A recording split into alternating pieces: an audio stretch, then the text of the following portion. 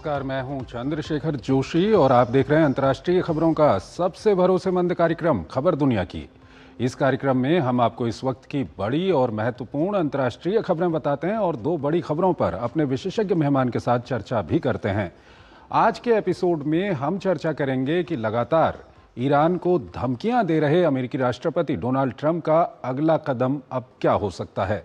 क्या अमेरिका ईरानी बंदरगाहों की नाकाबंदी से आगे भी अब कोई और कठोर कदम उठा सकता है? एपिसोड में हम ये भी चर्चा करेंगे कि अमेरिकी राष्ट्रपति ट्रंप और जर्मनी के चांसलर मर्ज के बीच में क्यों अचानक तनाव बढ़ गया है। वहीं हम ये भी चर्चा करेंगे कि यूरोप के साथ अमेरिका की इस बढ़ती तनातनी का नेटो के भविष्य पर क्या प्रभाव पड़ेगा। एपिसोड में हम किम जोंग की सेना को लेकर एक बड़ी खबर भी आपको बताएंगे। होंगी और भी महत्वपूर्ण अंतर्राष्ट्रीय खबरें, लेकिन आइए सबसे पहले आपको दिखाते हैं इस वक्त की अंतर्राष्ट्रीय हेडलाइंस। राष्ट्रपति ट्रंप की ईरान को नई धमकी, अपनी तस्वीर साझा कर कहा तूफान आने वाला है, रोकना मुश्किल, परमाणु समझौते तक जारी रहेगी नाकेबंदी। ईरान का पलटवार, राष्ट्रपति पेजेश्कियान ने कहा मुंह की खाएगा अमेरिका।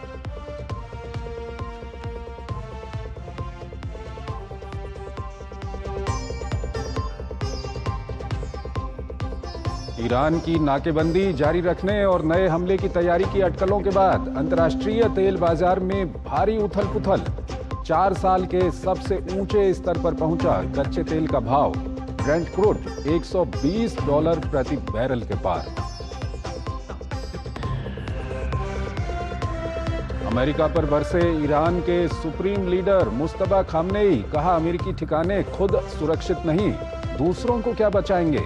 मुस्तफा की सेहत पर सस्पेंस बरकरार, टीवी पर पढ़ा गया बयान। ट्रंप को धमकाने के आरोपों में एफबीआई के पूर्व निदेशक अदालत में हुए पेश। कोमी ने पिछले साल समुद्र तट पर सजी सीपियों की एक तस्वीर की थी पोस्ट। अभियोजकों ने माना हिंसा की धमकी का स्पष्ट संदेश।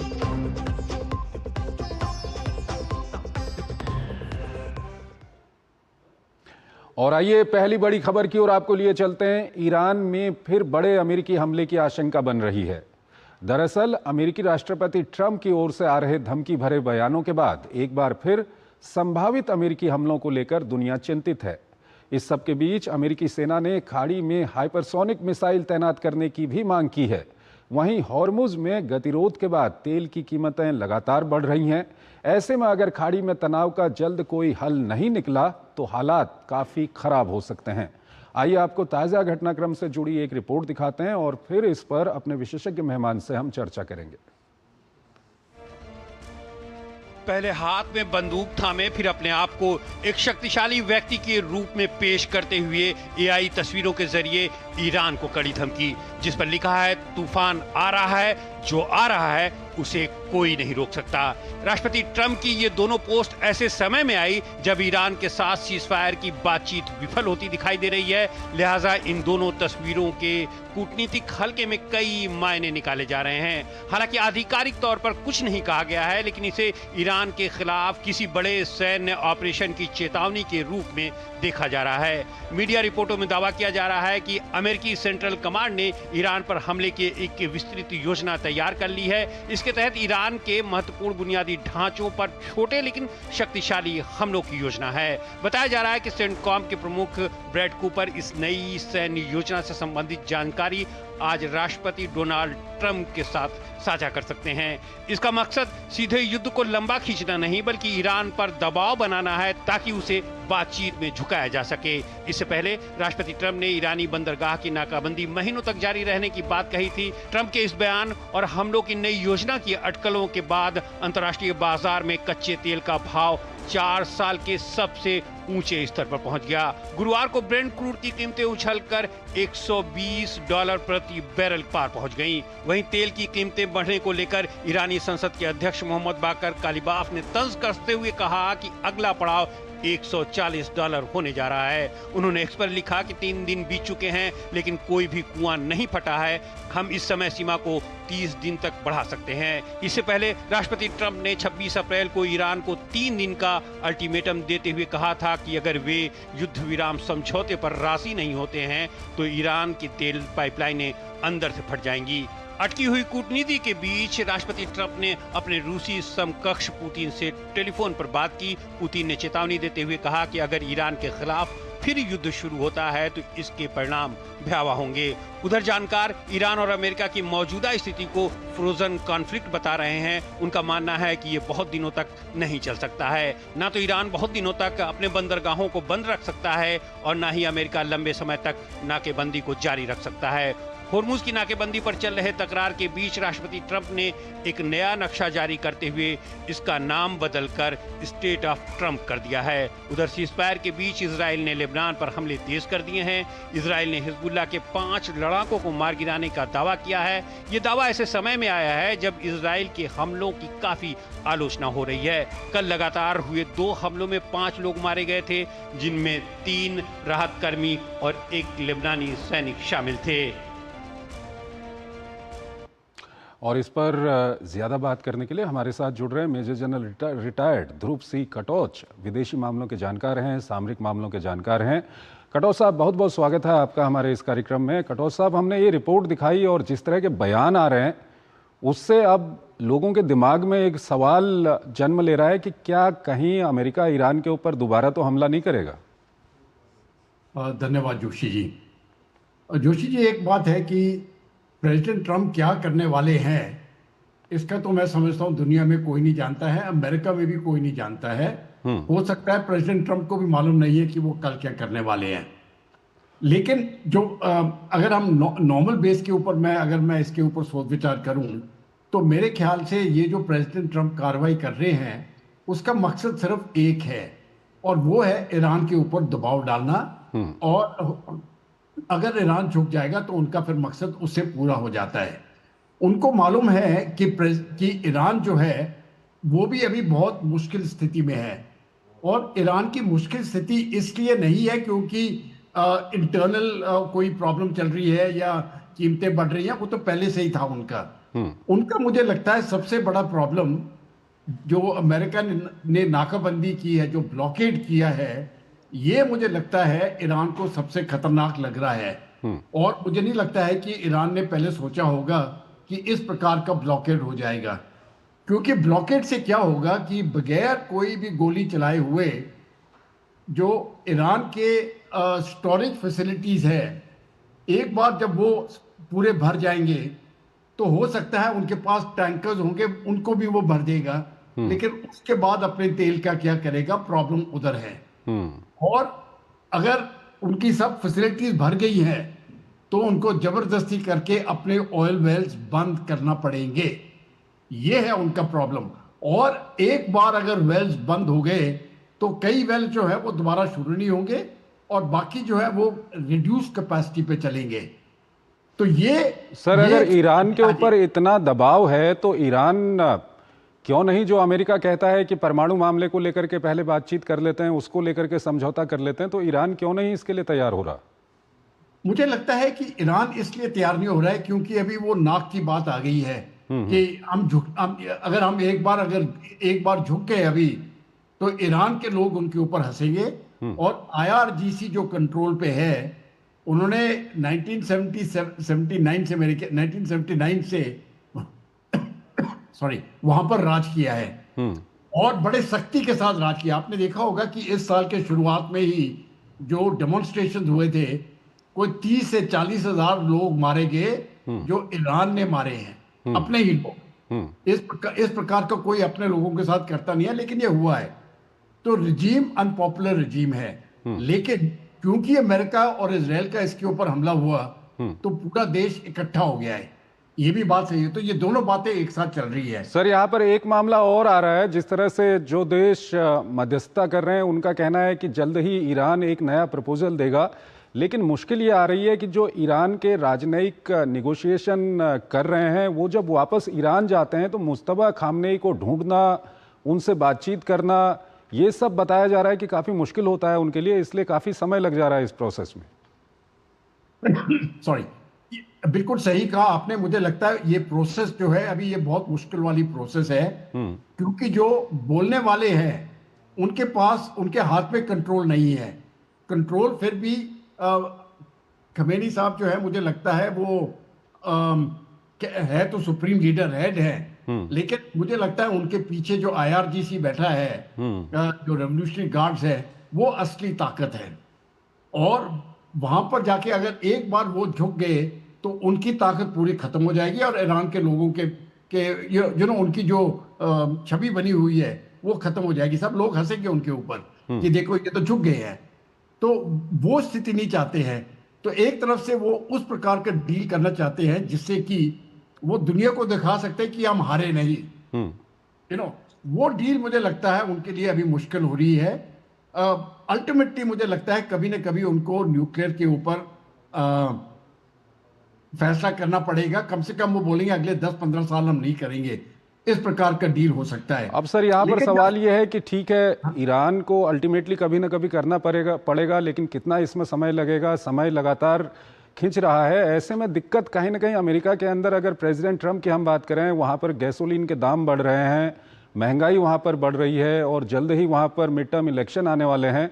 तो ये अगर समय लंबा खिंचता रहेगा, तो ईरान तो यही चाहता है कि समय लंबा खींचे, तो होम फ्रंट पे ट्रंप पे दबाव पड़े और उसका फ़ायदा ईरान उठा के ले जाए। तो ये जो अमेरिका में प्रेसिडेंट ट्रंप के ऊपर दबाव है, इसको लेकर के क्या कुछ कहेंगे आप? देखिए, एक तो अमेरिका के ऊपर दबाव है, दूसरा ईरान के ऊपर। अभी देखते हैं ज्यादा कौन सह सकता है। ईरान के ऊपर जो दबाव है, मैंने आपको बताया कि अगर ये ब्लॉकेड की तरह के कारण अगर उनका तेल कहीं स्टोरेज की जगह नहीं मिली तो उनके लिए बहुत प्रॉब्लम है, निकाल नहीं सकते हैं तेल। तो मुझे लगता है उसका भी विंडो बहुत कम है। 1 हफ्ता है, 1 महीना है, हम कह नहीं सकते हैं। वो डेटा हमारे पास नहीं है, लेकिन बहुत कम हो रहा है और हर दिन घटता जा रहा है। जहां तक प्रेसिडेंट ट्रंप की बात है, अमेरिका के ऊपर कोई बॉम्ब नहीं गिरे हैं। उनकी ठीक है, थोड़ी कीमतें बढ़ी हैं, बस। इसके अलावा क्या हुआ है उनका इतना नुकसान नहीं हुआ। ज्यादा से ज्यादा क्या होगा, प्रेसिडेंट ट्रंप हार जाएगा, एक और अगले साल और एक और प्रेसिडेंट आ जाएगा। तो उनका दबाव, कीमतें थोड़ी सी बढ़ी हैं, इससे ऊपर उनके ऊपर इतना दबाव नहीं है। और प्रेसिडेंट ट्रंप को मालूम है कि ये उसका लास्ट टेन्योर है। तो जहां तक वो भी मुझे लगता है अभी नाक के लिए लड़ रहे हैं कि हमने इतना दबाव डाला है, अभी हम जीत के ही जाएंगे। तो ये बीच में मुझे लगता है एक समझौता होने वाला है। सबसे पहले जो समझौता होगा, जो मेरी अपने सोच विचार से है, वो स्ट्रेट ऑफ हॉर्मुज में होगा। और इसका पहला कदम ईरान को उठाना पड़ेगा, उसको वो स्ट्रेट खोलना पड़ेंगे। वो ये नहीं कह सकते। हॉर्मुज की भी अगर हम बात करें तो क्या हॉर्मुज जो प्री वॉर कंडीशन थी, जो अब ईरान कह रहा है हम वहां पर टोल लेंगे, हम उसको कंट्रोल करेंगे, तो क्या ये प्री वॉर कंडीशन में खुलेगी या ईरान की कंडीशंस पे खुलेगी? देखिए, अगर ये खुलेगी तो प्री वॉर कंडीशन पे ही खुलेगी, नहीं तो स्ट्रेट बंद है। अगर आप बोलेंगे कि नई कंडीशन आ गई है, इसका मतलब ईरान जीत गया है। तो वो नहीं होने दे अमेरिका, तभी तो ब्लॉकेट लगाई है। अगर वही करना था तो ब्लॉकेट लगाने की जरूरत नहीं थी। तो मैं मानता हूं ब्लॉकेट में भी पैसा लगता है, रिसोर्सेज बहुत लगते हैं। 3 कैरियर ग्रुप्स उसके इर्द गिर्द में है, तो वहां पर भी उनके ऊपर टेंशन है। लेकिन टेंशन मुझे लगता है ज्यादा करके इस समय पर ईरान के ऊपर है, और उनको सहना मुश्किल हो जाएगा। दिन ब दिन उनकी प्रॉब्लम बढ़ती जाएंगी। तो किस प्रकार से वो एक बीच में स्पेस सेविंग फॉर्मूला अगर आ जाए, मुझे लगता है दोनों पार्टियां मान जाएंगी और ये मामला समाप्त हो सकता है। मुझे नहीं लगता है कि प्रेसिडेंट ट्रंप ने धमकी दी है कि वो फिर से बमबारी करेगा। मेरे अपने सोच विचार से वो वहां पर आने की वो होने वाला नहीं है, क्योंकि उसकी जरूरत ही नहीं है। दबाव ब्लॉकेट से होगा ईरान का। जो भी करना है इकोनॉमिकली करो, उनके घुटने पर लगा दो, वो मैं समझता हूं हो सकता है। सर, एक और चिंता का विषय है, जिस तरह से कच्चे तेल के दाम बढ़ रहे हैं। आज की हम बात करें तो ये $120 के करीबन ये चले गए हैं, और पूरी दुनिया में इसका कहीं ना कहीं फ़र्क पड़ रहा है। ऐसे में अमेरिका और ईरान को अगर हम छोड़ दें तो जो गल्फ़ के देश हैं, जहां इसका सीधा फ़र्क पड़ रहा है, दूसरे मायनों में बाकी दुनिया में इसका फ़र्क पड़ रहा है। तो ये बाकी जो अंतर्राष्ट्रीय जगत है, इसकी क्या कुछ भूमिका आने वाले समय में हो सकती है? क्या ये ईरान के ऊपर किसी तरह का दबाव डाल सकते हैं क्या? ये दबाव मुझे लगता है पूरे विश्व को दोनों पक्षों के ऊपर डालना पड़ेगा। एक ईरान के ऊपर कि भाई देखिए तुम स्ट्रेट से निकल जाओ और अपना न्यूक्लियर प्रोग्राम कंट्रोल में आना चाहिए, और अमेरिका के ऊपर कि इसके बाद बमबारी नहीं होगी। एक तरफ से ईरान को भी एग्रीमेंट मिलना चाहिए कि वो सुरक्षित हैं और वो ब्लॉकेड वहां से हटा दे। ये दोनों काम करना पड़ेंगे, क्योंकि इस समय पर तो 120 जा रहा है। अगर ये फर्ज करो 2 हफ्ते चल पड़ा और बॉम्बिंग भी शुरू हो गई, तो 150 में भी जाने में मैं आश्चर्य मुझे नहीं होगा। इसका मतलब है पुराने समय से अभी तक कीमतें डबल हो जाएंगी, और पूरा असर सबसे ज्यादा असर इसका ग्लोबल साउथ में होगा। ये यूरोप को भी फर्क पड़ेगा, मैं मानता हूं, अमेरिका को भी पड़ेगा, लेकिन हम गरीब देश है। ग्लोबल साउथ जो है हमारी इकोनॉमीज कमजोर है, और उनके लिए वो चिकन की बजाय तो आधा चिकन खाएंगे। हमारे लोग तो फिर आलू खाने भी उनके लिए मुश्किल हो जाएगा। तो ये अलग अलग किस प्रकार से हम देख रहे हैं। ये तेल की कीमतें बढ़ जाएंगी, ये ग्लोबल साउथ के लिए सबसे बड़ा खतरा है, और इससे कैसे निपटना है ये मेरे ख्याल से हर एक के लिए चैलेंज है। दिल्ली में कोई भी सरकार बैठी हो, मेरे अपने सोच विचार से ये तेल की कीमतें रोकना आगे वाले दिनों में बहुत मुश्किल हो जाएगा अगर ये युद्ध बंद नहीं हुआ तो। ठीक है सर, हमारे साथ बने रहिएगा। एक और महत्वपूर्ण खबर है, उस पर अभी हम बातचीत करेंगे, लेकिन यहाँ पर हमको एक छोटा सा ब्रेक लेना है। एक छोटा सा ब्रेक।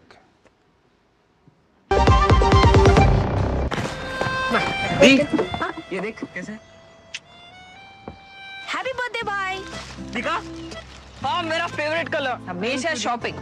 आई नो माँ, बट खर्चा करने की भी यही उम्र है, राइट? सेविंग करने की भी यही उम्र है। आई नो पा, सेव करो, सही जगह निवेश करो, रकम पर ब्याज मिलेगा, जिसे फिर से निवेश करने पर ब्याज मिलता रहेगा। आई नो ना। आरबीआई कहता है, करो सही शुरुआत, बनो फाइनेंशियली स्मार्ट। मेरी पसंद, मेरी पसंद, मेरी पसंद, मेरी पसंद, हमारी पसंद, हम सबकी पसंद। मजबूत देश का मजबूत सरिया हो गया स्टील। स्वागत है आपका। ब्रेक के बाद अगली बड़ी खबर की ओर आपको लिए चलते हैं। अमेरिकी राष्ट्रपति डोनाल्ड ट्रंप की नीतियों और बयानों का असर अब ट्रांस अटलांटिक रिश्तों यानी कि अमेरिका यूरोप संबंधों में दिखाई दे रहा है। डोनाल्ड ट्रंप के कड़े रुख और नेटो पर सवालों ने तनाव और बढ़ा दिया है। इस सब के कारण यूरोप अपनी सुरक्षा को लेकर काफी चिंतित हो गया है। इस सब के बीच जर्मनी के साथ तकरार और सैनिकों की कटौती की धमकी ने हालात को और गंभीर बना दिया है। आइए आपको ताज़ा घटनाक्रम से जुड़ी एक रिपोर्ट दिखाते हैं और फिर इस पर अपने विशेषज्ञ मेहमान से हम चर्चा करेंगे। नाटो के मुद्दे को लेकर राष्ट्रपति डोनाल्ड ट्रंप के सत्ता में आने के बाद से ही अमेरिका और यूरोप के बीच तनातनी चली आ रही है। ईरान युद्ध ने इसमें घी का काम किया। पहले यूरोप ने इस युद्ध को अपनी जंग न मानते हुए इससे दूरी बनाए रखी, फिर बीच बीच में ट्रंप की नीतियों की आलोचना कर उन्हें नाराज कर दिया। पिछले दिनों जर्मनी के चांसलर फ्रेडरिक मर्ज ने अमेरिका की ईरान के साथ चल रही बातचीत पर सवाल उठाकर एक तरह से अमेरिकी कूटनीति के खिलाफ मोर्चा खोल दिया। मर्ज ने कहा था कि ईरानी बातचीत में बहुत चालाक हैं और वो अमेरिका को शर्मसार कर रहे हैं। अमेरिकी टीम को इस्लामाबाद बुलाते हैं और फिर बिना किसी नतीजे के वापस भेज देते हैं। गुस्साए ट्रंप ने तंज कसते हुए कहा कि चांसलर को लगता है कि ईरान के पास परमाणु हथियार होना ठीक है। अब राष्ट्रपति ट्रंप ने जर्मनी से अमेरिकी सेना की संख्या घटाने की धमकी देकर विवाद को और तूल दे दिया है। उन्होंने सोशल मीडिया ट्रूथ पर लिखा कि उनकी सरकार जर्मनी में सैनिकों की संख्या कम करने की संभावना का अध्ययन और समीक्षा कर रही है। फैसला जल्द ही लिया जाएगा। फिलहाल यूरोप के किसी अन्य देश की तुलना में जर्मनी में अमेरिकी सैनिकों की संख्या सबसे अधिक है। पिछले साल जर्मनी में 36,000 सैनिक तैनात थे। इसमें जर्मनी के रामस्टीन में तैनात कर्मी भी शामिल हैं, जिसे अमेरिका का सबसे बड़ा विदेशी वायुसेना अड्डा माना जाता है। इससे पहले 1 अप्रैल को ट्रंप ने कहा था कि वो नाटो से पूरी तरह बाहर निकलने पर गंभीरता से विचार कर रहे हैं। ट्रंप लंबे समय से नाटो सहयोगियों पर आरोप लगाते आ रहे हैं कि वो अपनी रक्षा पर पर्याप्त खर्च नहीं करते और अमेरिका को लूट रहे हैं। ट्रंप के इस रवैये के कारण यूरोपीय देशों में अपनी रक्षा व्यवस्था को लेकर बेचैनी देखी जा रही है। नाराज ट्रंप बार बार नाटो से निकलने की धमकी भी दे रहे हैं। कई यूरोपीय देश नाटो के अनुच्छेद 5 की तरह ही ईयू के आपसी रक्षा अनुबंध अनुच्छेद 42(7) को मजबूत और व्यापक बनाने की मांग कर रहे हैं।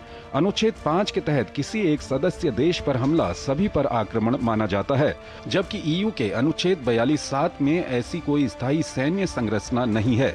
भले ही ये अनुच्छेद सुरक्षा गारंटी के लिए नाटो की तरह विश्वसनीय नहीं है, लेकिन ये एक राजनीतिक वचनबद्धता जरूर है। ईरान युद्ध के दौरान साइप्रस में ब्रिटिश बेस पर मिसाइल गिरी तो अनुच्छेद 42(7) को सक्रिय करने की आवाज जोर पकड़ने लगी।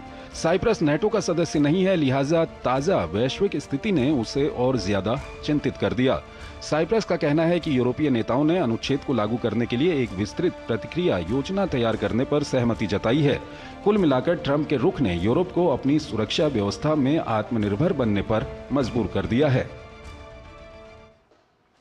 मेजर जनरल रिटायर्ड ध्रुव सिंह कटोच हमारे साथ जुड़े हुए हैं, विदेशी और सामरिक मामलों के जानकार हैं। कटोच साहब, ये यूरोप के साथ जो लगातार तनातनी बढ़ रही है और फिलहाल जर्मनी के चांसलर के बयान को लेकर के जिस तरह से प्रेसिडेंट ट्रंप ने रिएक्ट किया है, क्या कुछ कहेंगे इसको लेकर के? देखिए, प्रेसिडेंट ट्रंप के पहले ही टेन्योर में तब से वो बोलते जा रहे हैं कि जो पूरी नेटो की सिक्योरिटी जो चल रही है उसका ज्यादा करके जिम्मा जो है वो यूएस ने लिया है और खर्च यूएस कर रहा है और आराम कर रहे हैं यूरोपियन देश, क्योंकि पैसा अमेरिका का लग रहा है और सिक्योरिटी इनको मिल रही है। तो तब से उन्होंने कहा था कि देखिए आप अपनी डिफेंस बजट बढ़ाइए।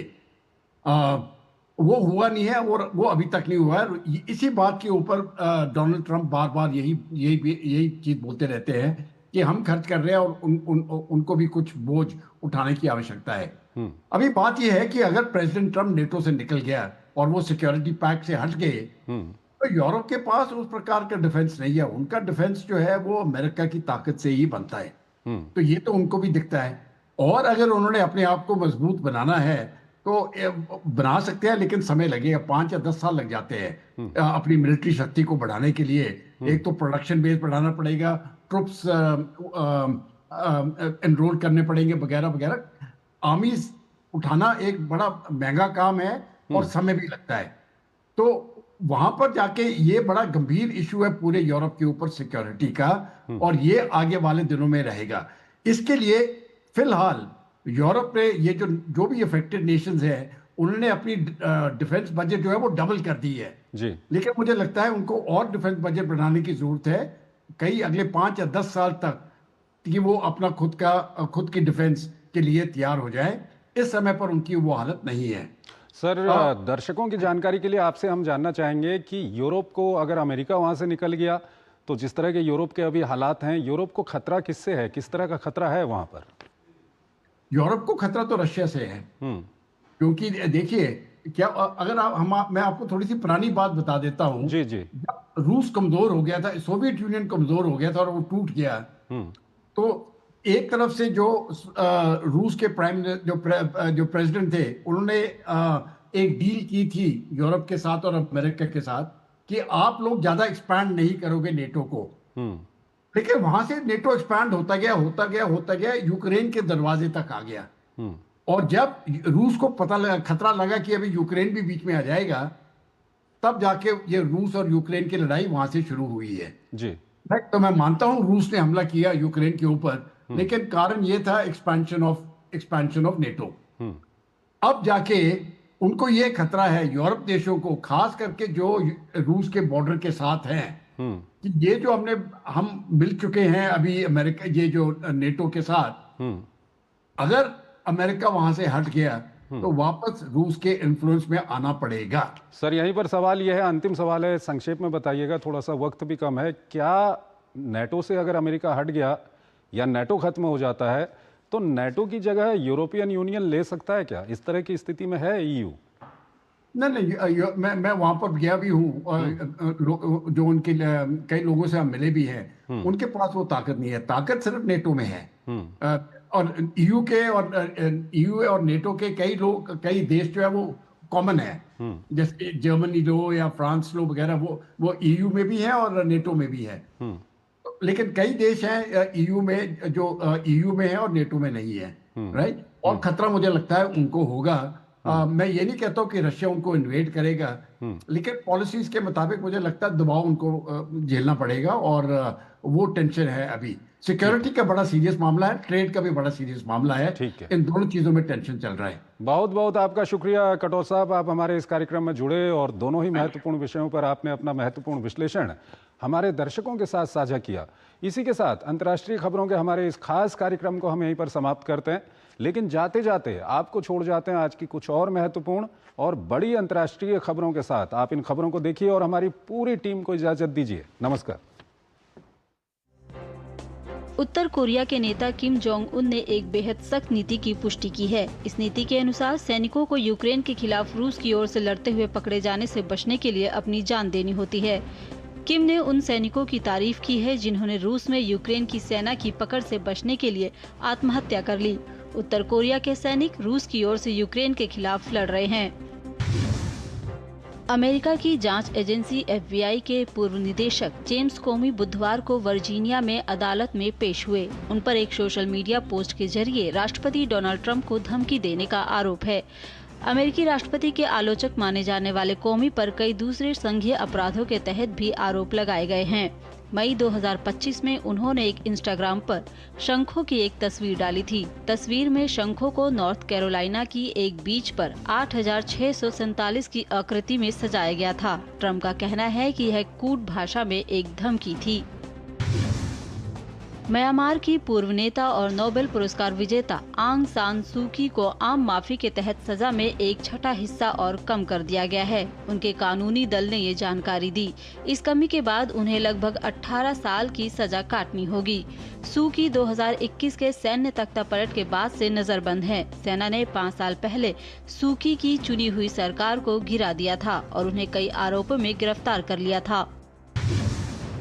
लंदन पुलिस ने यहूदियों की बड़ी आबादी वाले एक इलाके में बुधवार को समुदाय से जुड़े 2 पुरुषों पर चाकू से किए गए हमले को आतंकवादी घटना करार दिया है। ब्रिटेन के प्रधानमंत्री कीर स्टारमर ने इस घटना की कड़ी निंदा की है।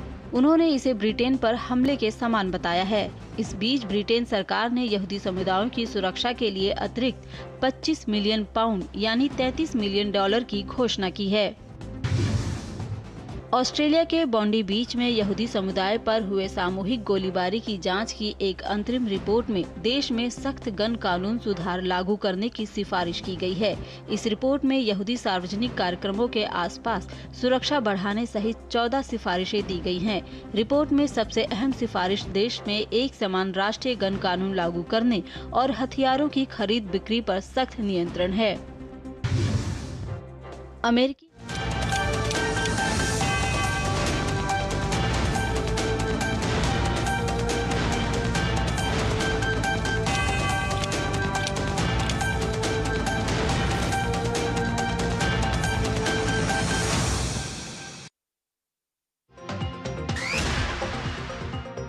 पश्चिम बंगाल विधानसभा चुनाव का मतदान संपन्न